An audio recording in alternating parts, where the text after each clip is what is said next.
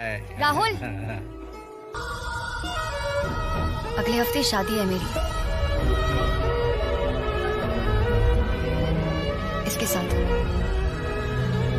और 6 महीने में मेरे बच्चे का नामकरण विधि है। अगर फुर्सत मिले ना तो आ जाना। तमन्ना साड़ी में, इस गजरे में एकदम मस्त लग रही है।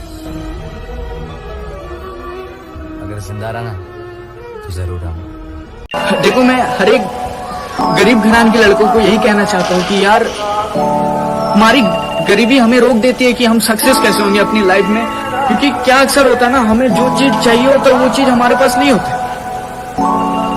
हमें कहीं ना कहीं डर लगता है यार, हम तो अभी पूरी तरह अपने लाइफ में स्टैंड भी नहीं हो पाए यार। अगर कुछ ना कर पाए तो फिर माँ बाप को कौन संभालेगा, ये चीज होता है। पर इस चीज को बोलते ना, आंख मूंद के रिस्क लेना पड़ता है। अगर रिस्क नहीं लेंगे ना,